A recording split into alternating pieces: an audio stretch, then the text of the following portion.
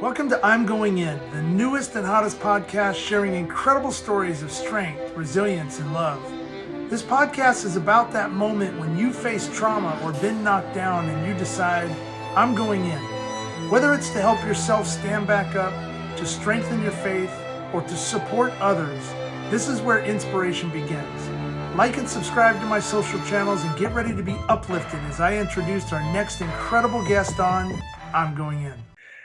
Hey, welcome back to I'm Going In. I'm Todd Blyleven, your host. And, the purpose again of going back in and this podcast is to really tell the story of when people have struggled through their pain, their adversities, their setbacks in life, and whether they decided in that moment to go in to challenge themselves and face adversity, or the aftermath of trauma and what you've dealt with your entire existence to this point, and then just sharing the stories of when you went back in to help yourself, help others, rely on your faith, whatever that is in that moment.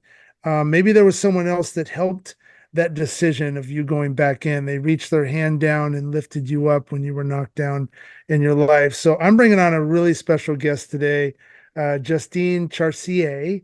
And I know I'm not French, and I apologize, but I want you to say your name in French, because it's a very beautiful last name. But your story, it really hit me.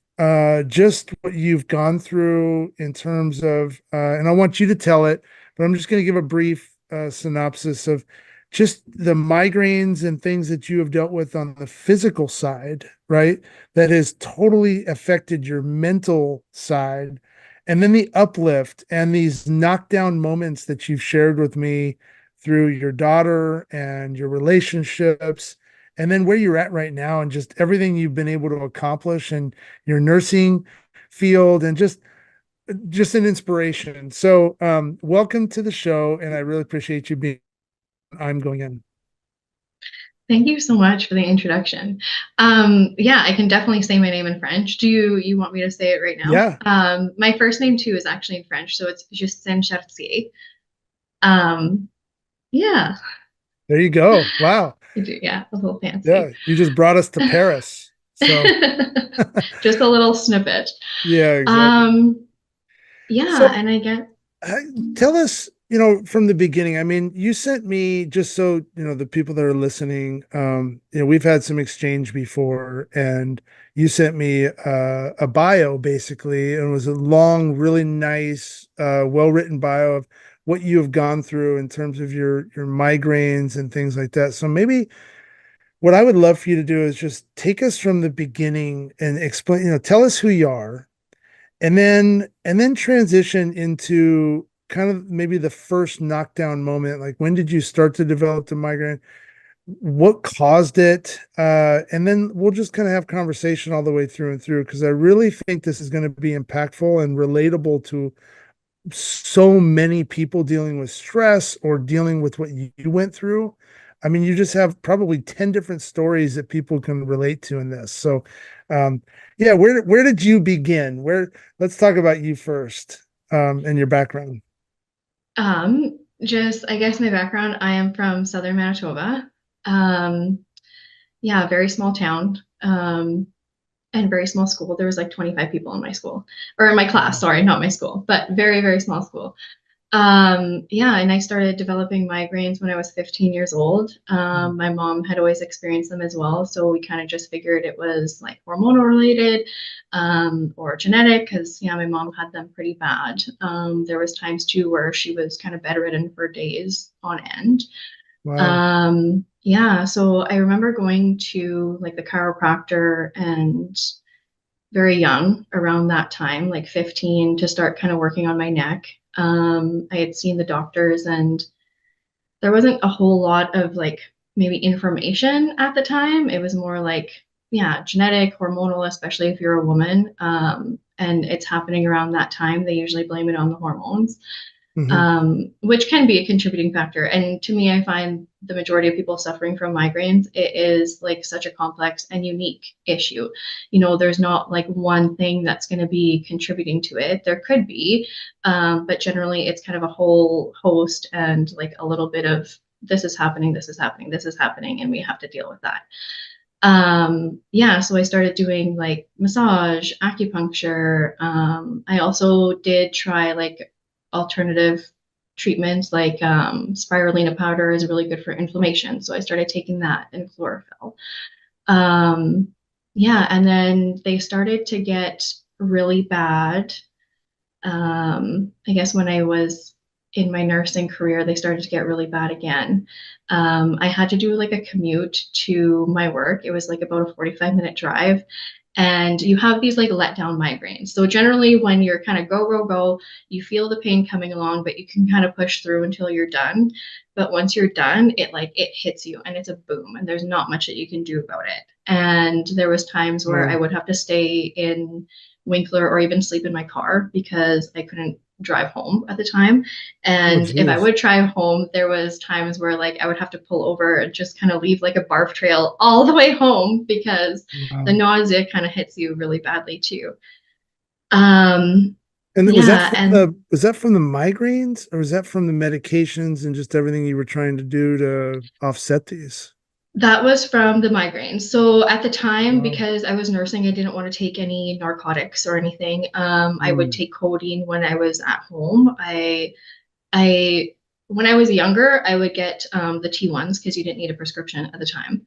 But then they put those behind the counter, and that was like a huge shift for me because I had to find something else because I knew yeah. exactly how many T1s I had to take to equate a Tylenol 3 so that I wouldn't have to like get a prescription every time, which is not good. Don't do that.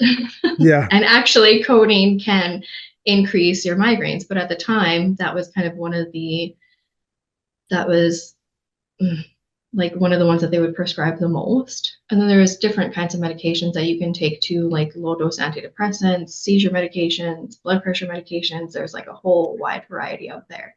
So Justine, Um, so when you were 14, 15 years old, I mean, that's like, having a daughter or two daughters myself, like I understand, I've got a headache, and then you maybe on the feminine side, that could be related to hormones and things like you just brought up. So it could be very confusing from a parent's perspective, teachers, people looking at things like, oh, you've got a headache, oh, you're just growing up, you're going through life's changes, right?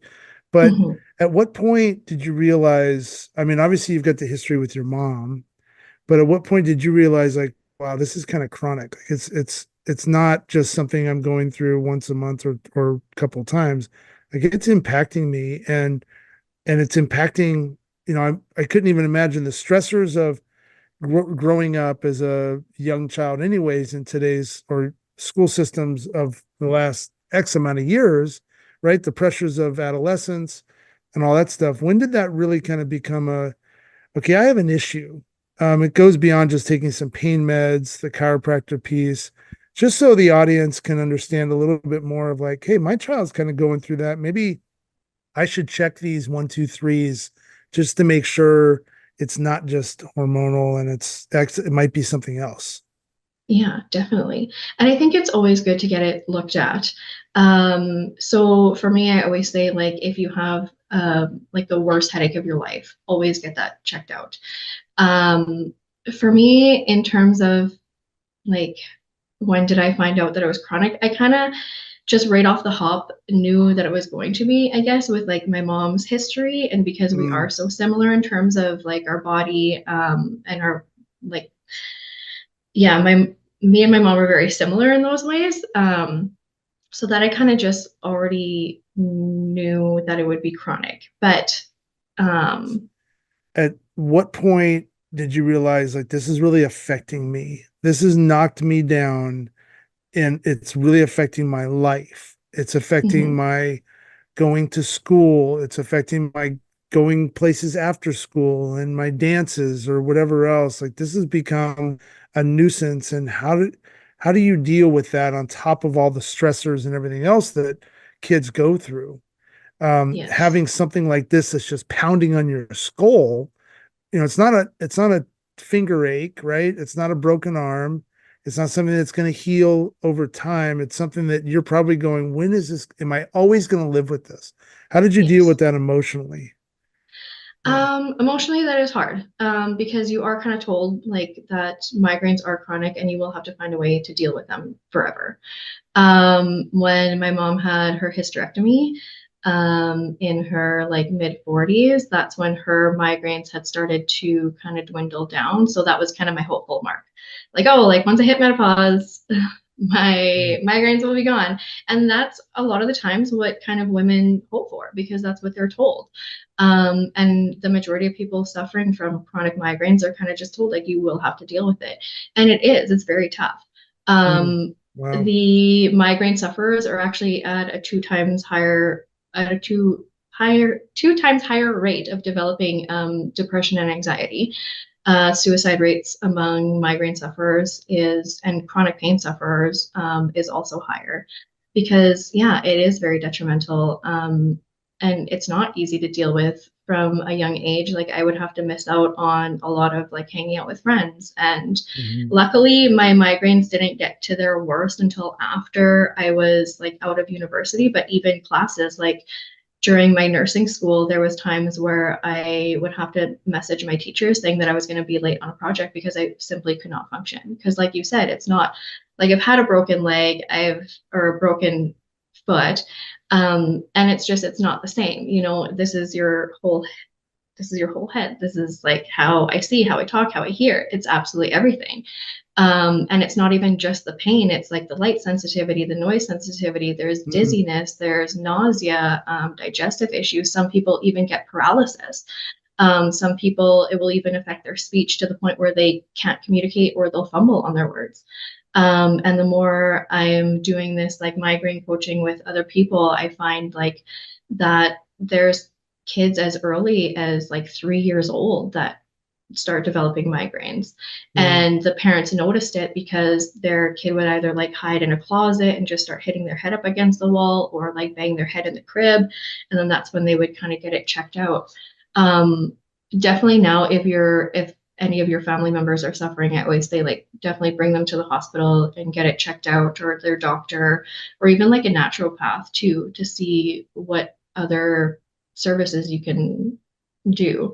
Um, because there are so many more treatments now than there were back then. And again, it's like very unique for everybody. A lot of times it's kind of trial and error for the medications that will work for you.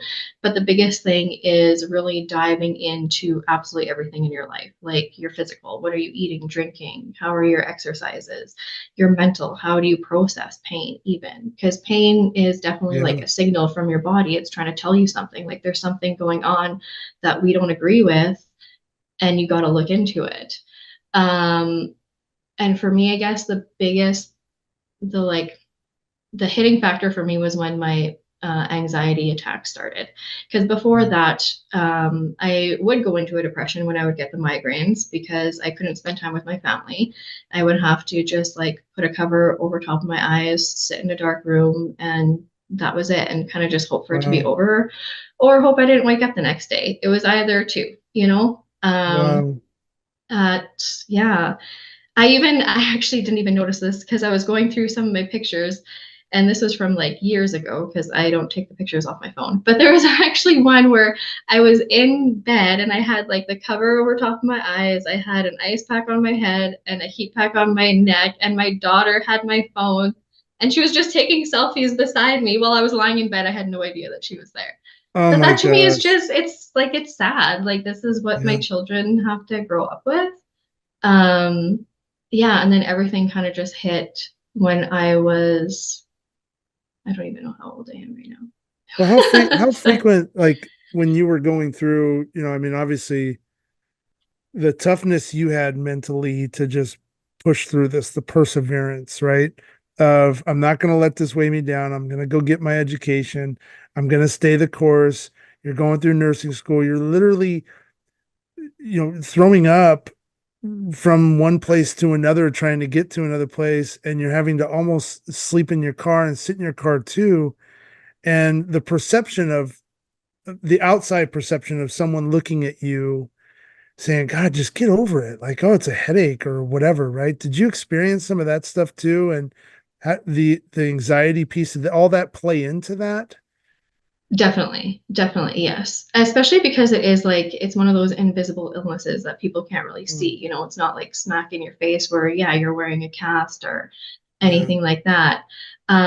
So I often would get anxious that people wouldn't really believe me. I never really got told to my face to get over it, which was really good. But there are definitely people that do experience that or think that like, oh, you're just faking it to get out of this. You're just faking it so that you don't have to do this. But they don't realize like how many times that we fake it and we try to pretend that we're okay so that we don't have to miss out on one more thing. Like I missed out on countless like weddings, parties, times with friends. And yeah, towards the end of my disease, it was coming on about 3 times a week and I could not function anymore. And that's to the point where it got like, hey, I need to do something about this. Because it started to affect me. I could not do anything.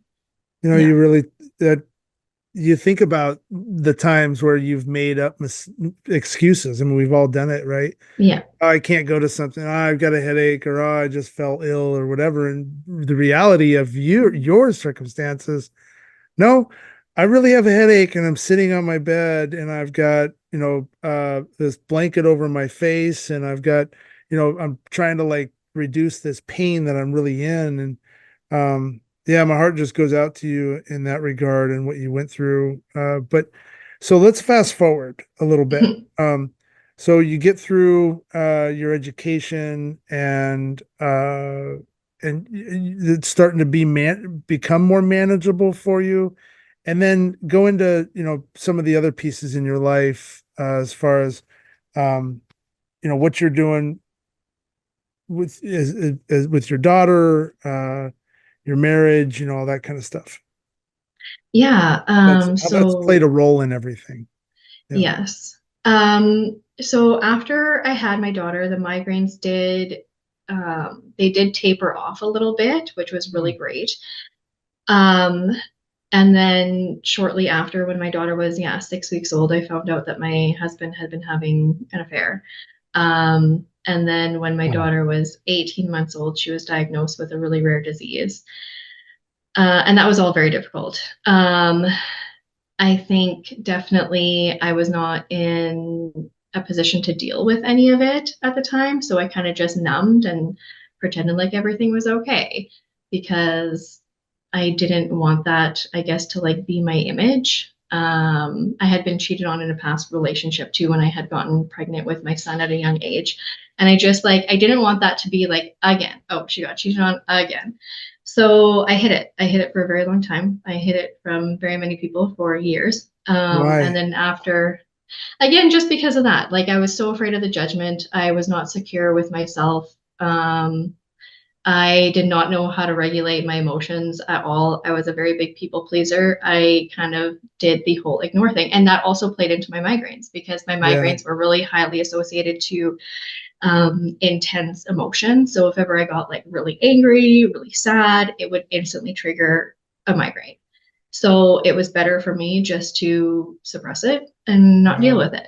Yeah. Um, and then, yeah, when my daughter got sick, I guess it was kind of like a distraction from the infidelity at the time because we were so busy. That was a whole experience in and of itself. Yeah, she was sick for about a month, and I had to take her in about 7 times before somebody finally took me seriously. I had to break down and like cry to the doctor. So it's like I Yeah. work in an emergency room. I see sick kids. I know sick kids. My daughter is sick. Um, yeah, but luckily that all happened and the stars aligned. We got connected with a really great rheumatologist because she has so systemic juvenile idiopathic arthritis. It's basically her immune system is kind of, I say, like kind of on crack. And just kind Wow. of attacks everything in her body. So it started to attack her joints. It can attack like the cartilage and the tissues around her heart. Um, so yeah, that took up a good year and a half of my life.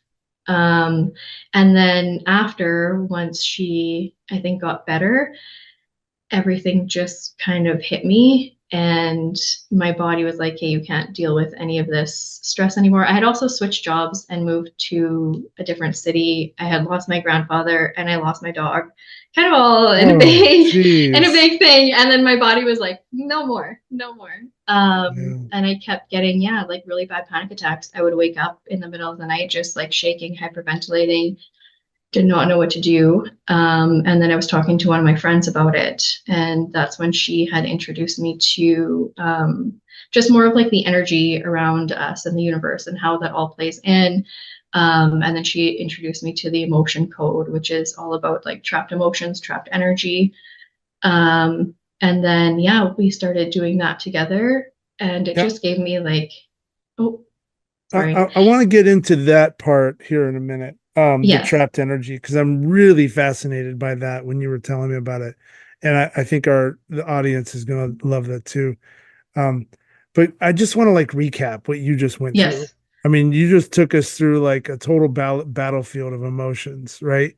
um, there you are, you've struggled through this depression, anxiety piece with your migraines and just trying to get yourself whole and figure out how you're supposed to walk forward in your life with what's going on. So that's become somewhat, you feel like it's becoming more manageable once your daughter's born. And then your husband cheats on you, and so knock down number one.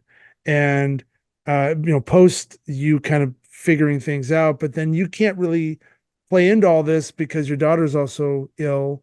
And the emotion side, if you let that rise up to a certain level, you're going to instantly be in pain. So you've got like, you have to stay mentally below this threshold. Otherwise, your ticking time bomb's going to go off again, which is incredible. Like to just show like your strength and your understanding of your own being, right? Your faith, whatever that is to you. I'm a huge faith believer, and it's, I believe that I like to live with my trauma out in front of me. And you get those spidey senses when you're in a room. Like for me, if I go into a crowded room or I hear a certain song, um, I'll get that feeling, right? And it's now through the course of time, I've been able to learn how to bob and weave with that. You had that trauma out in front of you too, knowing, all right, if I get myself to this level, I'm done for a while and I don't want to feel that pain. It's almost like you were wearing this shock collar that, like, if it gets to it, you're just going to get zapped. And that's so sad. But on the other side, the, the, the process that you had to go through to deal with that pain and then stay just level, even keel. Okay. You almost prioritized your difficulties you had going on. I'm not going to focus on this because I need to focus on my daughter. I'll deal with this infidelity piece as it comes after the most important part of my life is taken care of, right? Mhm. And the person that did the infidelity set themselves in that totem pole on themselves. That's on them. They put them down below everything else in your life because of what they did. And in turn, though, that allowed you to focus more on what was really important to you and your daughter and get her back to where you're at. The other part that I found fascinating was, and being a parent, you go in, you try to get help for your kids. And it's kind of like one of those things too, where your daughter or son is sick, you bring them to the doctor's office and they're not sick anymore. Well, they're Mhm. probably still sick, but they're just not. You're like, hey, come on, do a cough. Like, do something that you were just doing with me 30 minutes. Or our son, we took him to the hospital one time and we got there and he's like, I'm fine. And we're I'm like, fine. no, you're not fine, so it's sad that you had to like, really show the outward emotion of your pain and your struggle to finally get someone to say, okay, what is going on? And I would imagine in the medical field, like it is in the first responder field or something else, you somewhat probably at times, and it's not on purpose, but you somewhat probably get numb to seeing patients over and over and over, and your own empathy sometimes maybe can lower a little bit, right? Where it's like, Mhm. okay, I'm just going through the book, you're not showing the signs, so let's just see you next week. Where if I only saw one patient once a week, I'd probably have a lot more empathy, right? Towards, Mhm. oh my gosh, like, what are you doing? And how are you? And let me fix this. So I'm not saying anything bad about the doctors or anything else. But I would imagine that probably played into that too, which was really probably difficult for you to deal with, especially knowing you got this collar on you going, if I get myself too emotional, I'm going to get zapped and I'm out. Um, Yes. Oh wow. yeah, definitely. There's so many different factors. And yeah, going on like the time, like our doctors and our medical system is so overloaded, like nobody has time, you know? And that's just it. Like these chronic conditions, whether it's like migraines or my daughter's illness, it does require more time and like in-depth conversation. And all we're really limited to right now with doctors is like 15 minutes. And it's funny that you say that because one time my son had like slammed his finger in the car door and it was literally broken. And we got to he had gotten his x-ray and everything. And we got to the hospital. He's like, oh, I'm fine now. It's okay. We don't have to be here. I'm like, no, you need surgery. Like it's broken. And Yeah. with my daughter too, and just anybody listening that like this could maybe help them, SJIA, when they first get their symptoms, it's a weird disease. And it made me feel like I was going bonkers because her pain and the rash and the fever would only come on at nighttime. And it was just Wow. the strangest thing. And then by the morning, her rash would still kind of be there. But again, like she was not as like her mood was definitely changed. Like we had lost her or like our happy go lucky child for a bit. And I'm so thankful that she's back. Um, but yeah, so it was so weird because again, like we would go to the doctor and she wasn't as sick. Like there was still a little bit of the rash there, but this was happening every single night for about a month. Like she would just scream in pain. She wasn't able to lift her head. And yeah, her fever would be as high as like the 40s. It was a wild ride. And yeah, by the next day it would kind of be gone. You're like, am I going nuts? I don't Hmm. really know.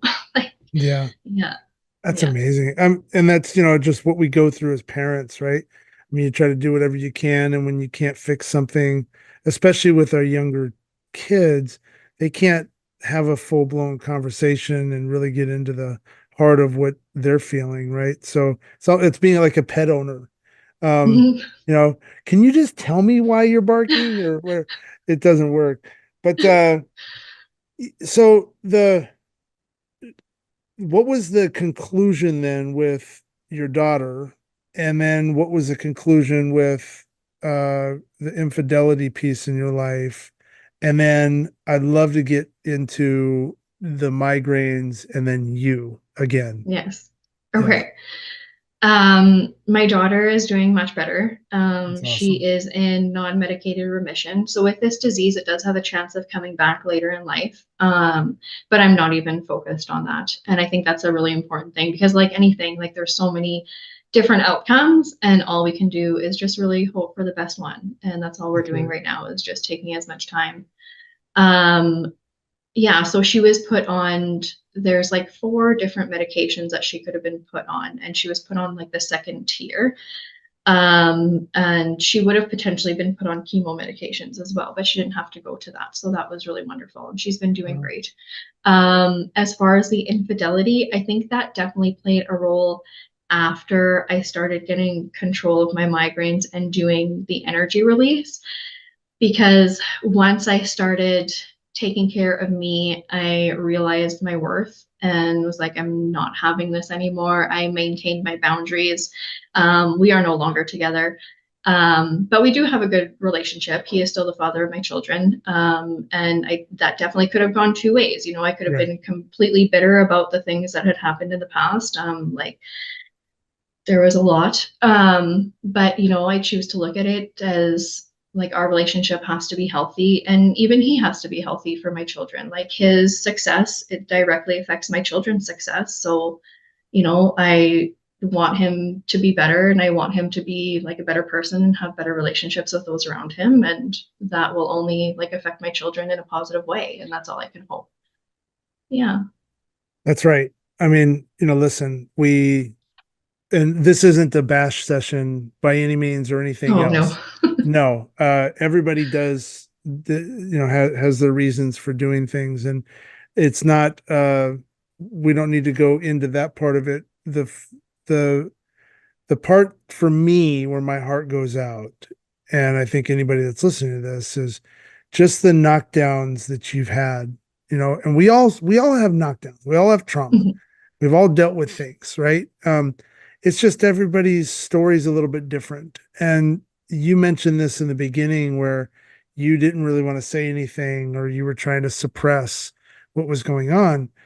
But the reality of like where we're at now, especially in today's society and our younger generations coming up, trying to figure themselves out, living in this crazy world that we have, it's okay to say something, right? Mhm. And it's refreshing to hear you talk about the migraine piece and how that really affected you because you don't think about like a headache affecting you not being able to go to weddings and you not being able to experience these things in your life that you would have loved to have been able to do, but you can't physically because it's just that silent, like you said it, um, the invisible piece of that's knocked you down is really hurting you. And then the challenge that you have as a mother, dealing also too with this emotion and how you weren't allowed to really let the beast out because you're going to get knocked down again and then you're not good to anybody. And then the infidelity part and that stuff happens in relationships unfortunately. Mhm. But the fact that you rose up and realized your own self-worth and said, "You know what? I'm I'm a good person. I'm a good woman. I'm a good mom. I work my tail off. I've experienced a lot in my life. I deserve better." Right? And a lot of times we not only just suppress our emotions, but we suppress ourselves in our relationships. We Mhm. suppress ourselves from going and getting therapy if we've had a traumatic situation. We suppress ourselves from raising our hand and saying, "I need help. Mhm. Please, I need help. Somebody help me out." And you don't allow those people they would probably help you out any day, any time to be able to come in if they don't know that you're really hurting. So, um, yeah, hats off to you just on your perseverance and strength all the way through everything. It's been really cool to listen to. Thank Um, you. Yeah, and just to touch actually quickly on like the raising your hand. Yeah, definitely. yeah, Definitely do that. Like ask for help because yeah, I struggled alone for a very long time, and some of my closest friends did not even know what was going on. And once I told them, like, they were so like welcoming and supportive and like empathetic, and I really wish I had opened up sooner because I could have gained a lot of years of my life back had I just like yeah, not been so afraid. Like you said, everybody goes through struggles. And yeah, it's important to open up. It's important to share your story because otherwise nobody has any idea what's going on and they can't help you. yeah. Yeah. That's the part you just hit it. They can't help you. Hmm. They don't know that you're going through something, and so they're not going to be able to help you.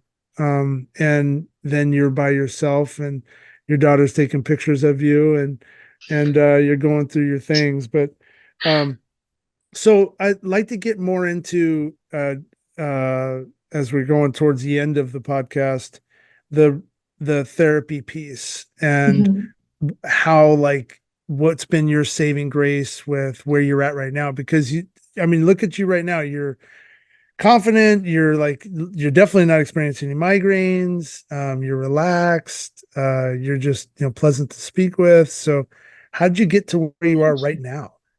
Yeah. Yeah, it was definitely a little bit of a mix of things. I had first started, I guess, with meditation. Because I knew like from a young age, I did play a lot of sports and everything as Mm, well. And I knew just kind of calming the mind was really helpful. I knew like yoga and meditation was good for the body, but not in the level that I know now. And yeah, there was just kind of like this one question that had hit me. I was doing like a guided meditation. They just asked like, when was the last time you were happy? And I couldn't think of anything.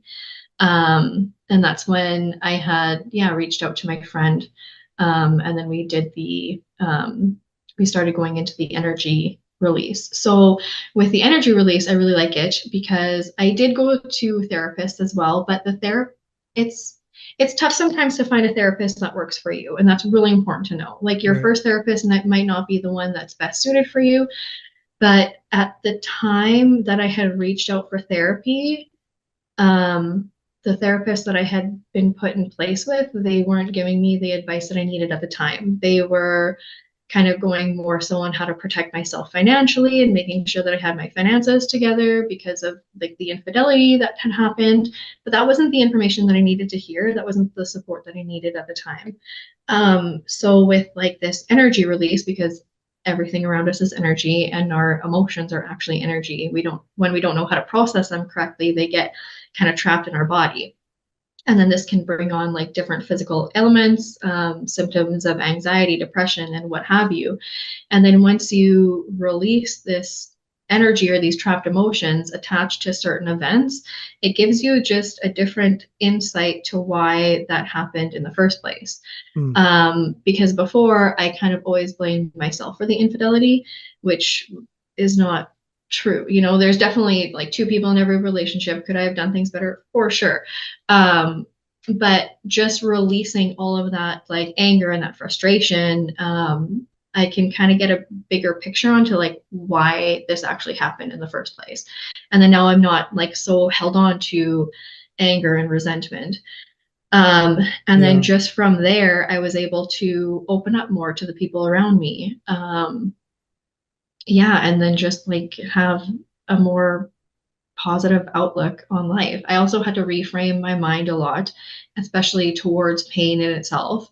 Like I said, like I kept on ignoring the pain or hating myself for the pain. You know, you're stuck in a room, my dishes are piling up. I can't feed my kids like good home cooked meals because I can't cook. You know, it's a lot of like takeout or pizza at those times, unfortunately. Mm.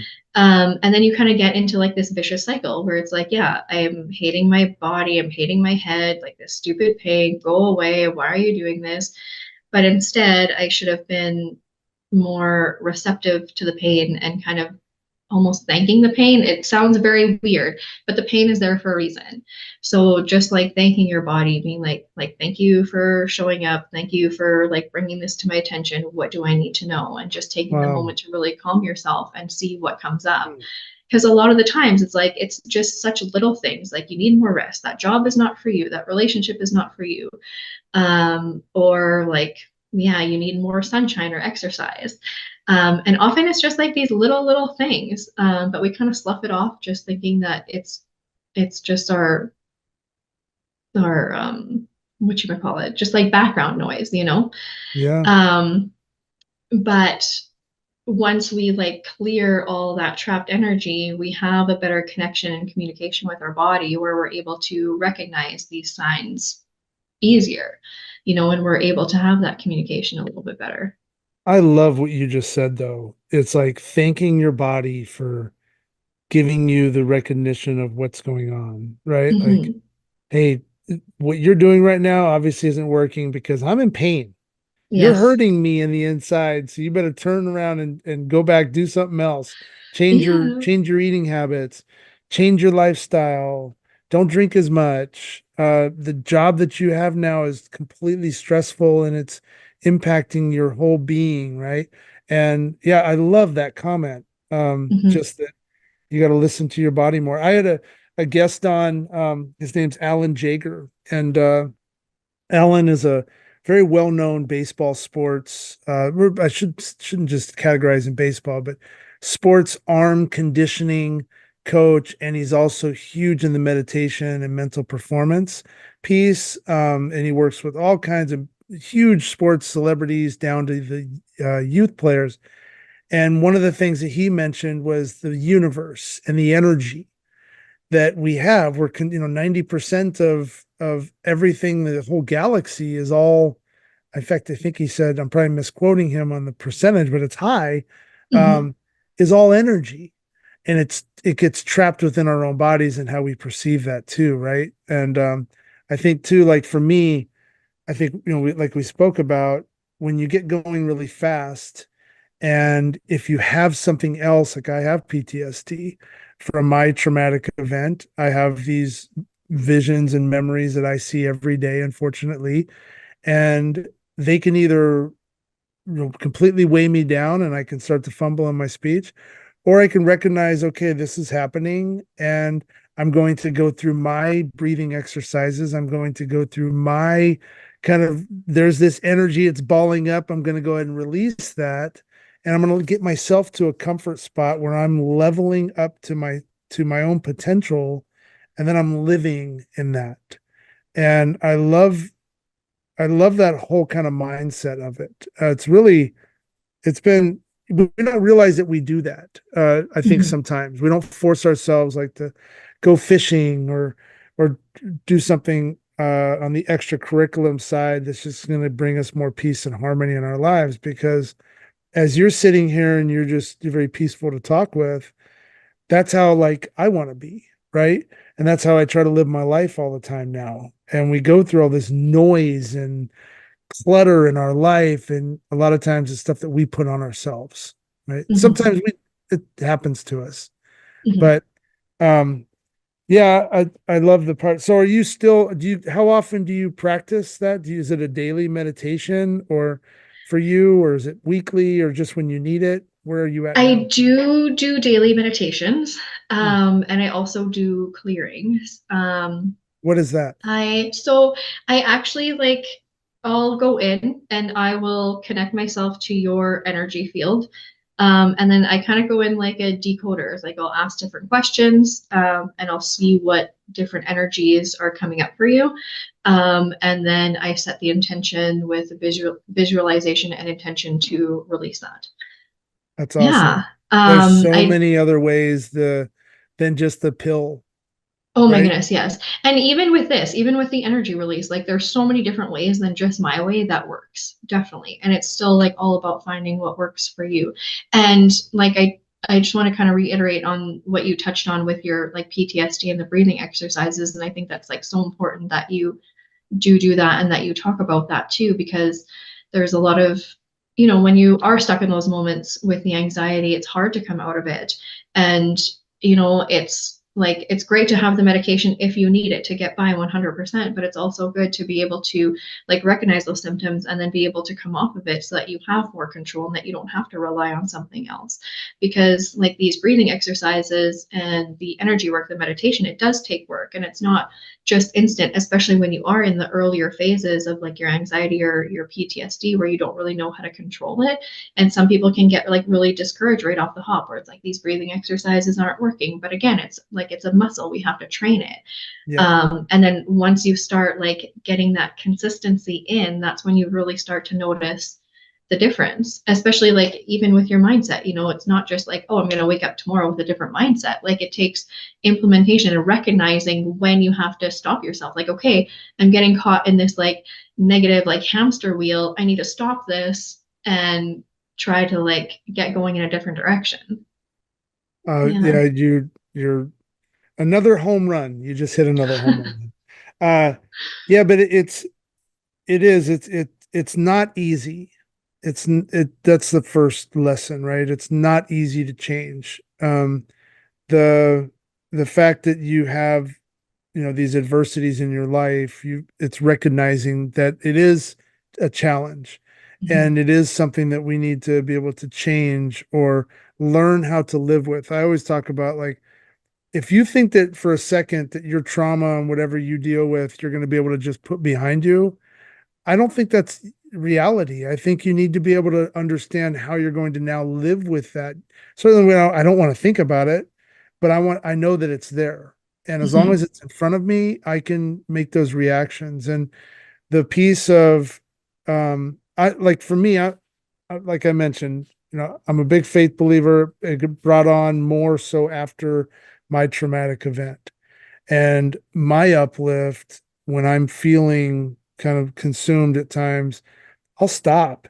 And now I'll just pray. and I'll Mhm. try to really grab that connection to me. And that spiritual connection to me takes me by the collar and just says, okay, I'm going to lift you up for a second.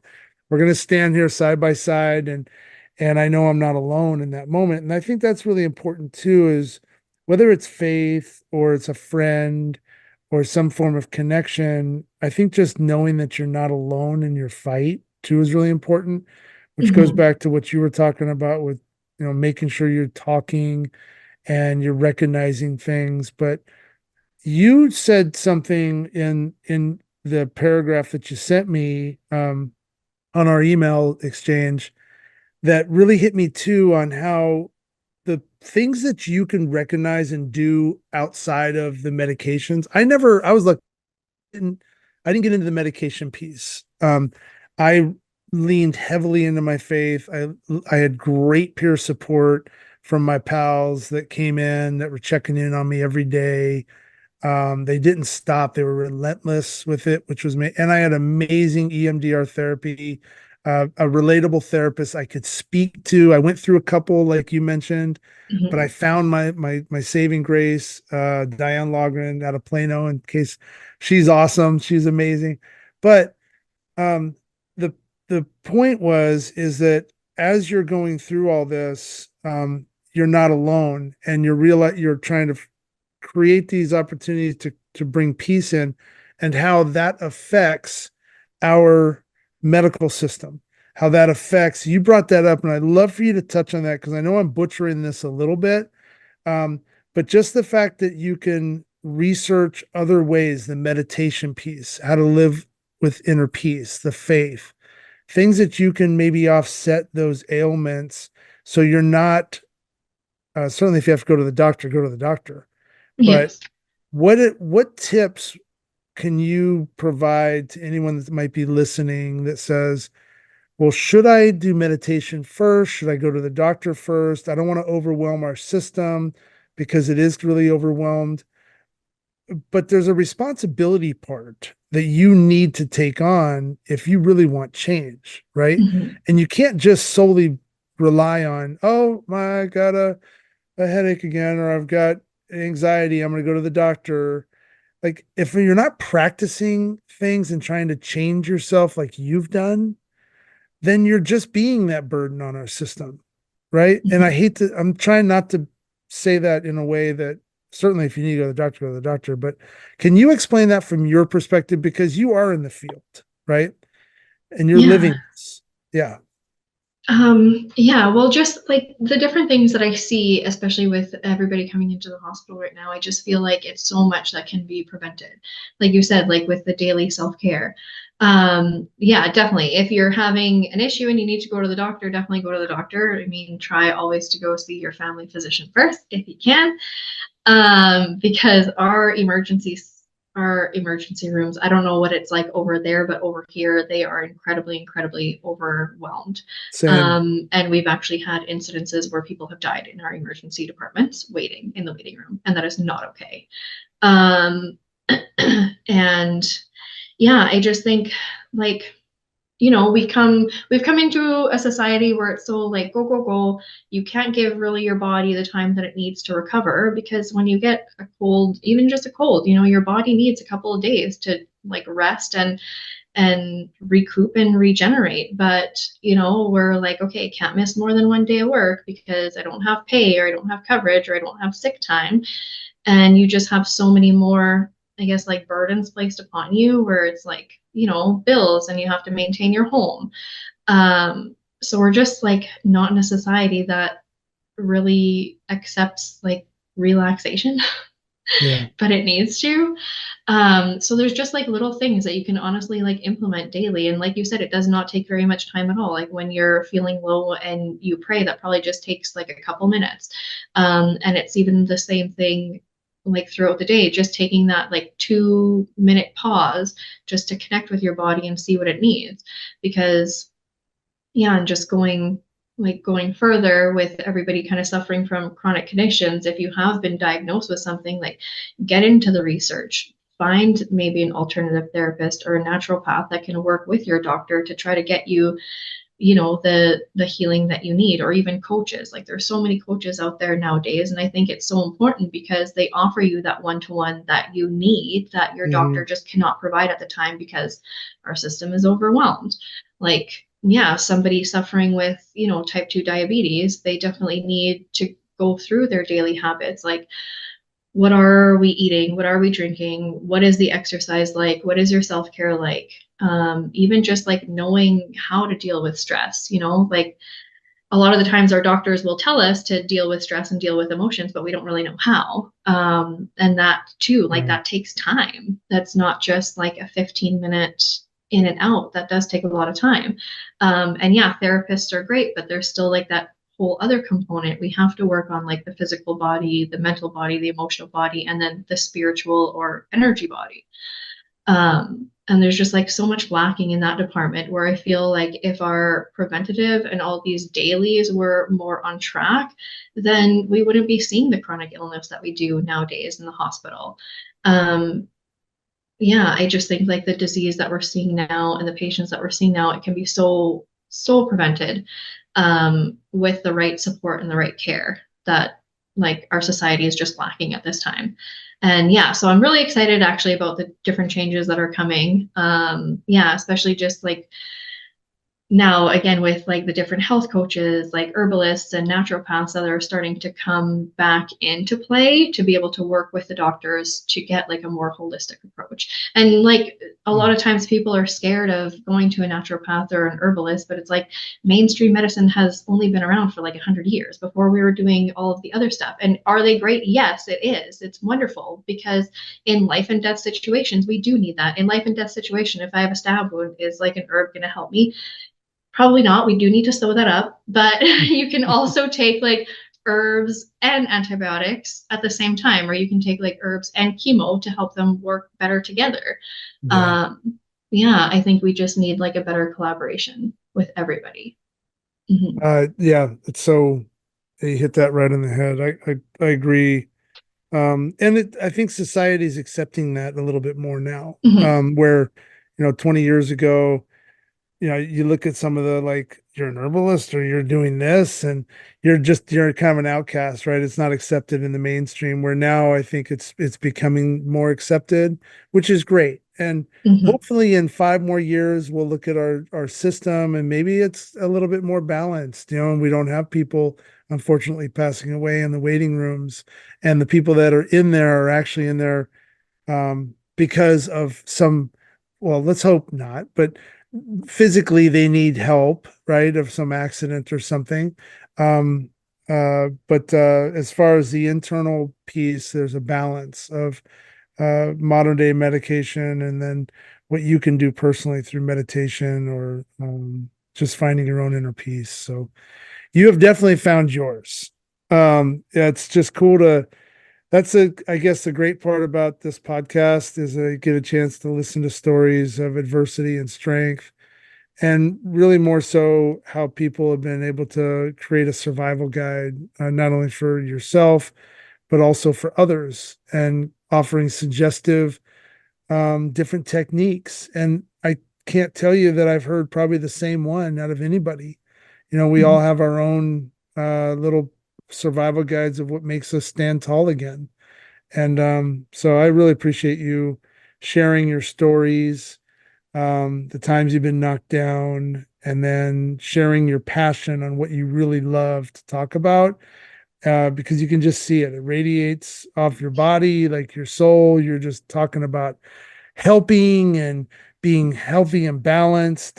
So how do people like learn more about you? Obviously, we're going to run things through this episode so people can see the websites or whatever that is. But how do they get a hold of you?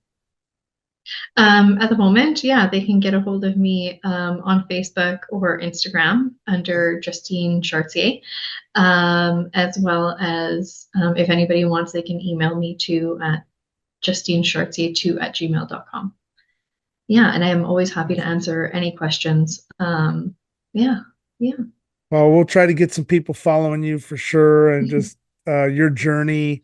But thank you so much for coming on. And any last notes or anything you'd like to talk about or say before we end it? No, this was wonderful. Thank you so much for having me. I definitely think that we touched a lot. Yeah, I think we touched on quite a bit. There's probably stuff that I'm forgetting, but maybe we'll touch base again another day. Yeah, for sure. Well, it's very conversational, and that's what I've always wanted out of this podcast is I want the one person that's listening, because essentially I don't think multiple groups of people are watching the show at one time, right? And maybe it'd be great if you guys are doing it at a company and you're watching it, but for the most part, I think it's that one person that's got the earbuds in, or just listening while they're at work or on a walk or something, and listening to us talk to each other, and it's just joining in the conversation. And hopefully it's been relatable to something that they've dealt with in trauma, or somebody that they know that may be experiencing something that you went through. And if that's the case, don't be afraid to reach out and say hello, check in on them, be that support. I know sometimes burdens are our life, our routine, but it means so much to someone that's going through pain. Just that simple text of, how are you? How you doing? You don't need to talk for 10 minutes or 30 minutes or an hour. You be there for that person, because it really does mean the world, right? So, yeah. Yeah, it really does. Yeah, having that support system is absolutely huge. Yeah. Yes. Yeah. Well, thank you for being on I'm Going In. And yeah, I can't wait to share the story. So thank you. Thanks again for having me. It was wonderful. I'm Going In would like to thank our sponsors, Ace Branding and Ferret Flush. Ferret Flush is a laugh-a-lot, easy-to-play, family-friendly card game for creatures who like to dig a little deeper. Players explore interplay between thoughts, feelings, and actions, and if you're looking for a great family-friendly game to just play with your kids or just adults or neighbors, this game was developed by a family friend of ours, and it's really, really fun. So I encourage you to get out, go purchase Ferret Flush, and have a great time. And Ace Branding is a PR firm that's helping thought leaders, entrepreneurs, businesses, podcasters like myself, and more just enhance their presence online and helping them succeed. So thank you to Ace Branding, and thank you, Ferret Flush. Appreciate it. We're going in.